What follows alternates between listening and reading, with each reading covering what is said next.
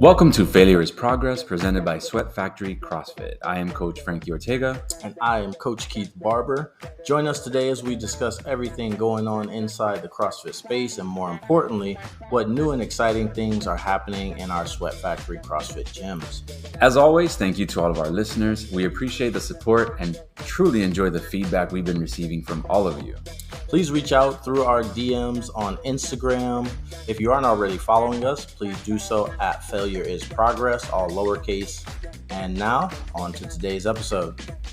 Welcome back to another episode of Failure is Progress, presented by Sweat Factory CrossFit. This is episode 28, and thank you for joining us. Today, we're going to start out with some shout-outs to our quarterfinalists that made it here at Sweat Factory CrossFit. Yes. We're going to start out with the men, Frankie. The boys. For the boys, we're going to start out with Andrew Davis, and we got Kurt Kaiser making it for the men. Let's go. Just throwing down. For the ladies, we got Emily Banfield, Emily Bernard, Jennifer Rice, and Lauren Noel. Nice. Well done, ladies. Well done. For our age group finalists, we have Molly O'Hara. We have Kurt Kaiser also made it for the age group. Lauren Noel made it for the age group. Jennifer Rice made it for her age group. Clint Lowry, our presidente, made it for the age groups. And the big man himself, Barry Haas. Ooh, Barry, my man. My man. Well done to all of our quarter finalists. Congratulations. We look forward to watching you throw down. Frankie, I forgot to lead you in. How you doing today, bro? I'm amazing, bro. You are amazing. Cannot complain. Nobody would care if I did.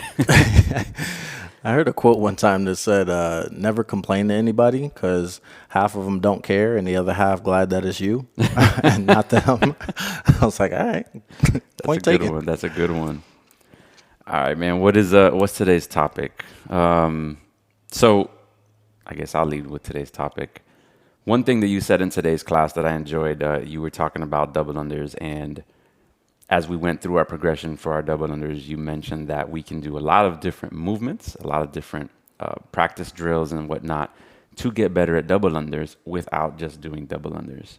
And that made me kind of think, there's a lot of different movements that I see athletes struggling to get day in, day out, and they just they try to force it, it almost seems like, whether it's a bar muscle up, whether it's double unders, or whether it's handstand push-ups or handstand walks.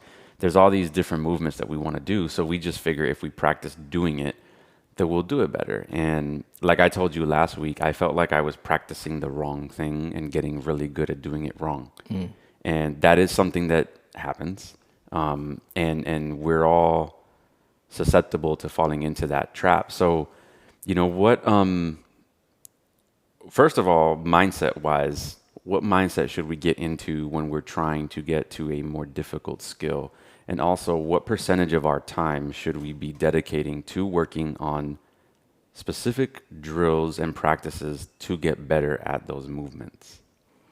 Yeah, as far as mindset goes, the biggest thing is patience. A lot of us want those higher level skills and we want them yesterday. And unfortunately, that's just not how it works. You have to be willing to look at it, from a distance and be like, okay, I'm going to reach for this, but I know it's going to take me 3 months. I know it's going to take me 5 months. Insert whatever time frame you think is realistic. And I say that word very intentionally because it does have to be a realistic time frame. There are some people that are like, I want to get a bar muscle up in the next 6 months. And you don't have a strict pull-up yet, not one strict pull-up. So it's like, okay, let's maybe take the next 6 months, get those pull-ups in first, and then we'll start to, layer in the techniques, make sure your core is where it's supposed to be, make sure your positions are where they're supposed to be. So from a mindset perspective, I think the first thing is just really being okay with it taking as long as it takes. Yeah, I think that, we've talked about this numerous times, right? But the expectation versus intention that I always bring up, I think that means everything in this aspect. When I'll go back to the first conversation I ever had with Jen, where she said, what is your first goal? And I said, well, right now, I just want to lose 1% body fat. And she said that's extremely realistic. Thank you. Nobody's ever said that to me. But the fact is that in order to get to 2% or 3% or 10%, I have to go 1% at a time. And I think that's how I treat every single thing that I try to do. With the pull-ups, it was really difficult for me to get pull-ups, but I spent countless days doing seated pull-ups, doing very slow negatives with bands, doing different drills and exercises, even bent over rows, heavy bent over rows, making sure that I was targeting the muscles that help me get pull-ups versus just struggling with pull-ups and flopping around under the bar and burning out my grip. And I think that intention is more important there than the expectation that, okay, I'll do this in 5 months. Because then 5 months comes around and you're not doing pull-ups and you're like, well, none of this works. Yeah. This is garbage. Coach lied to me. Yeah. But the actuality or the actual intention of doing the work is more important, in my opinion. Absolutely.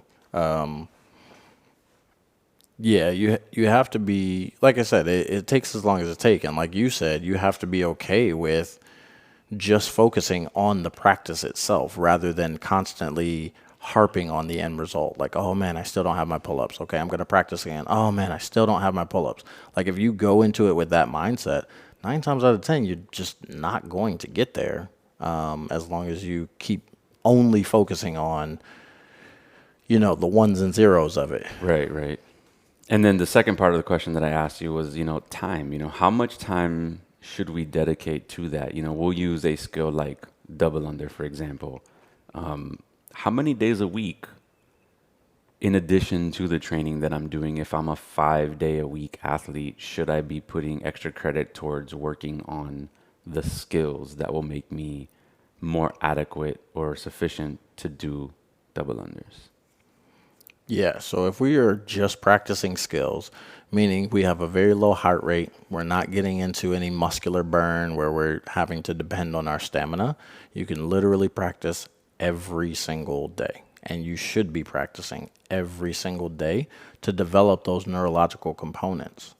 If you are, let's say double unders, for instance, if you are grabbing your jump rope, trying to do a double under, and then tripping, and then trying to do another one and tripping, and trying to do another one and tripping, you are no longer practicing. One, because you're not developing any of the neurological components that come with skill.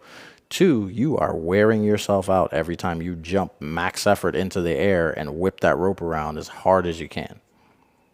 Would you recommend videotaping yourself? A lot of the athletes at my gym do this. Would you recommend videotaping yourself and, in the case where you're an athlete, taking that over to a coach and saying, hey, tell me what to practice on? Or would you just suggest looking up different drills and progression and just doing that? I don't see a problem with either one of those approaches. Honestly, I don't think that there is a one size fits all when it comes to building out your practicing session, for lack of a better phrase. If you are someone who is a little less knowledgeable and you don't really know where your limiting factors are or even what the limiting factors of that movement could be, some people just don't know. When you're practicing your double unders, like hand speed can be a limiting factor. Coordination between your two hands can be a limiting factor. If you don't know those things, then you're probably going to need a little bit of help. But if you're well versed in this movement and you know the different aspects of the movement and you can figure out those limiting factors, you just don't know what drills to practice, then you're probably good on your own. You just need to look up some YouTube videos and make sure that you're practicing the right things to move the needle instead of continuing to practice the same things that you're already practicing. Yeah. Because those areas might be areas that you're already good at. I would say, so just answering my own question, I would say definitely recording myself and bringing it to a coach is the way to go. And for two reasons. One, I am paying for my membership and I have access to you. So I might as well get that value, right? Yeah. Two, I may be practicing something and that's not what I need to work on. I may be concerned with not jumping high enough or not keeping my core tight enough. But the reality is, it's all in my wrists. Hey, dude, you're jumping just fine. Don't work on that. Work on your wrist speed. Work on your timing. Maybe you don't need to jump 100 times a day. What you need to do is 100 toe catches a day. You need to know where the rope is.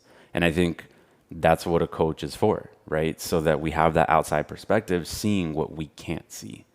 I can't see myself unless I record myself. So I think that is definitely the important part. So it's almost not a either or, but almost step one, step two type of thing. Yeah. You know, this is what I'm doing. What do you see that I'm doing wrong, and what can I do to get better? And then you might tell me, work on your height on your jumps. Just do 10 tall jumps at a time. Then work on your wrist speed and do this for your wrist speed, et cetera, et cetera. And again, we're just talking about the double under. This could pertain to any skill, right? Yeah. But yeah, I think that's one of the biggest aspects that we're here for, is to help people get better.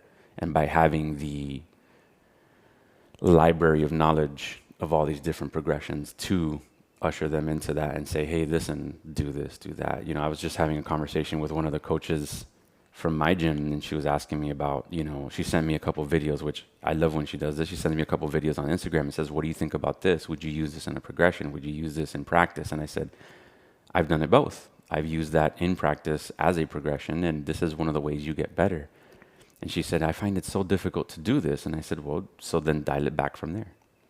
Go one step before that. What helps you develop to get to that part? And this is what we coach for, to learn to get better so that we can help each other. So I think that's extremely, extremely valuable. Yeah. Either way, I think you should be recording yourself. If you are doing anything where you're trying to elevate your skills and you're not recording yourself, you're probably not getting the most out of that practice session that you could be. I hate recording myself. Brain, well, I mean, you don't have to like share it, like you don't have to like play it for anybody else, but if you can't see, not if you can't see, but you can't see yourself. Yeah. And sometimes your brain just tricks you into thinking that you're doing things that aren't actually happening. You'll find this a lot in handstands and handstand push-ups, anything where you're inverted, because your brain isn't used to the space around it in that inverted position. So you'll be in positions you think you're in, and then you'll record yourself and be like, wow, that is not what I thought that looked like at all. Yeah, and I mean, another important thing is, every athlete is going to be different, right? For example, Fikowski is one of those athletes, Brent Fikowski, right? Professional games athlete. They call him the professor because he's so analytical about how he sees every single thing. Then you have other athletes who are just like, whatever, bro, 3, 2, 1, go. I'm just gonna get after it, Just grip it and rip it, baby. I'm not gonna think about it. I'm not gonna strategize. I'm just going for it. And I'm kind of one of those type of people who's very analytical about how I do things. I was having a conversation with actually with Andrew that you mentioned at the beginning of the podcast, and we were talking about bar muscle ups, and I said, I don't have my bar muscle ups yet. And one of the reasons why is I refuse to do them wrong just for the sake of getting above the bar. You have people who will chicken wing it or whatnot, and they're okay with that.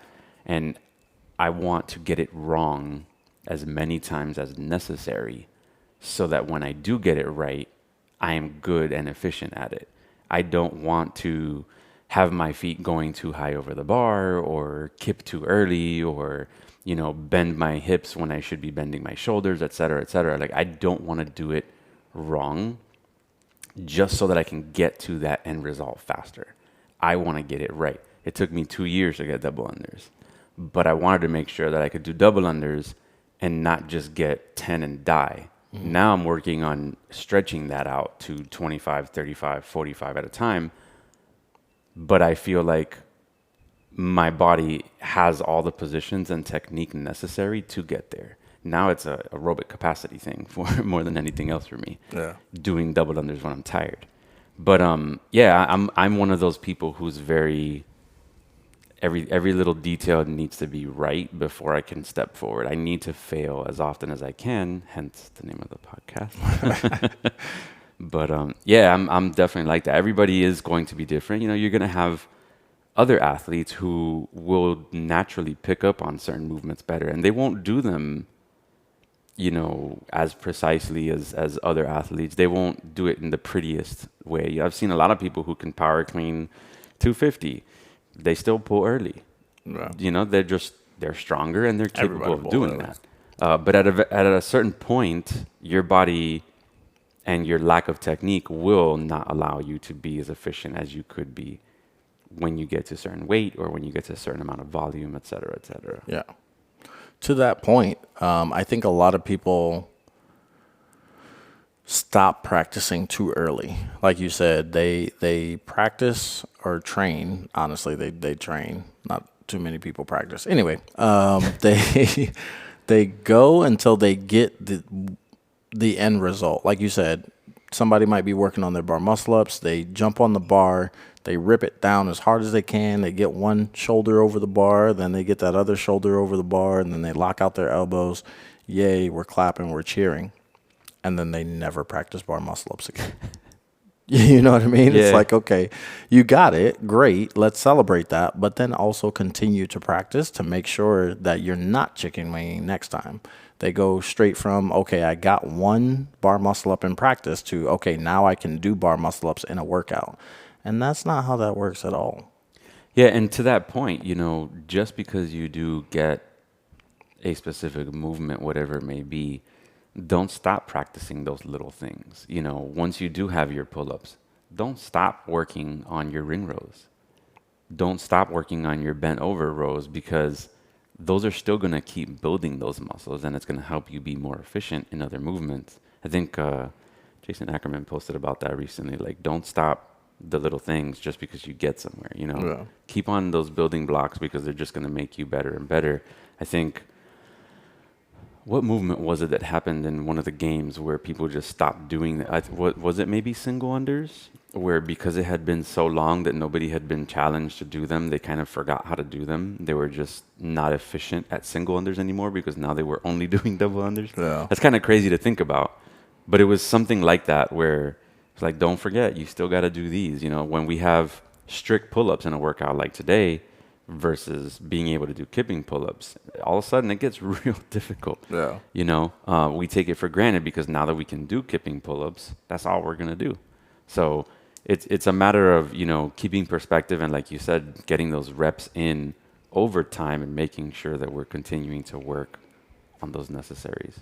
Yeah. That's that old coach's adage. You don't practice until you get it right. You practice until you can't get it wrong. Oh, I like that. Who was it that said that? Somebody said that. Oh, I Obviously. don't know. I've heard it from pretty much every coach I've ever had growing up. So I just thought that was a thing coaches said. Yeah, I think Matt Fraser said something similar where like he doesn't concern himself at the competition because he's already done the work every other month leading up to it. Yeah. At that point, there's nothing he can control. He's done everything he could.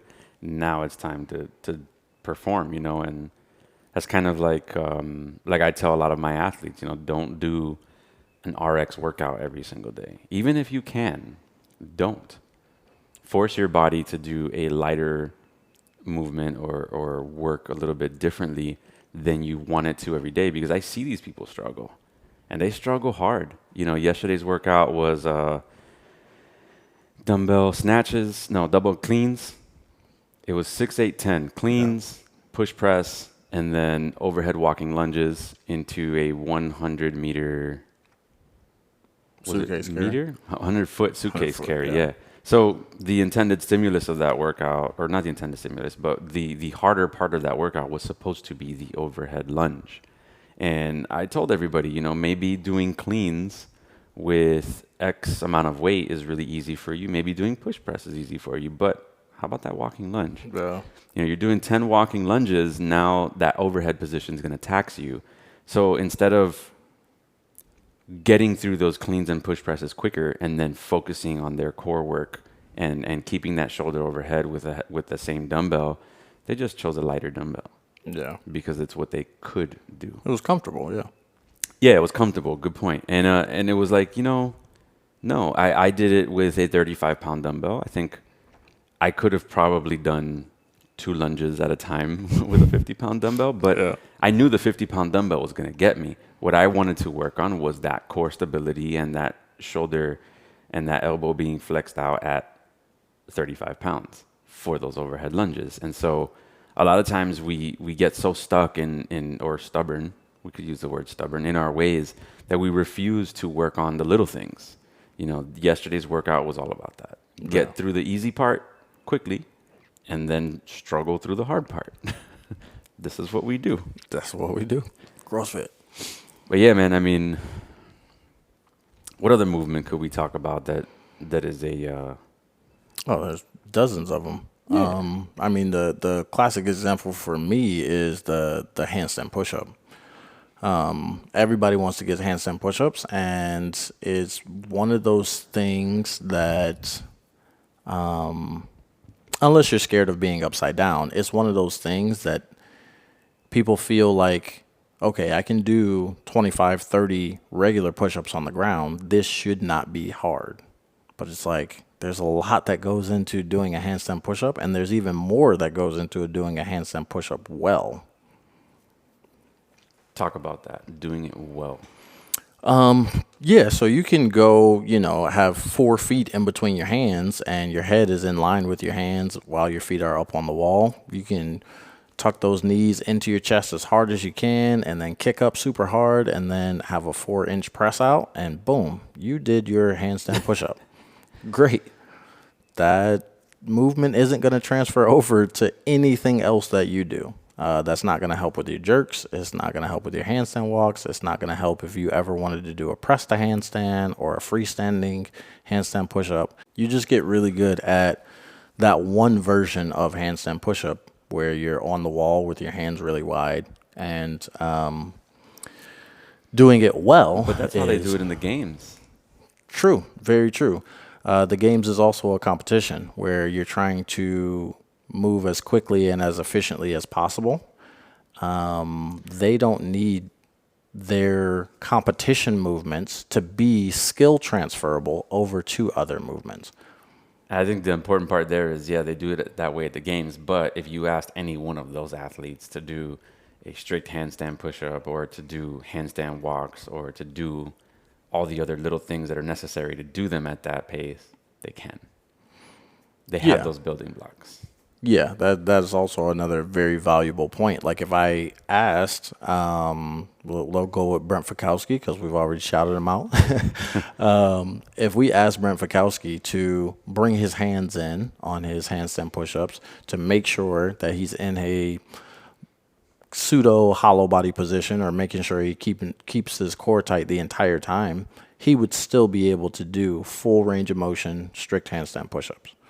If you ask your average Joe who can do handstand push-ups the way I just described, and you ask them to tighten up their position and make it have more quality, they can no longer do handstand push-ups. Right. Which is the case with a lot of our athletes. I'm not going to say all of them, but a lot of our athletes.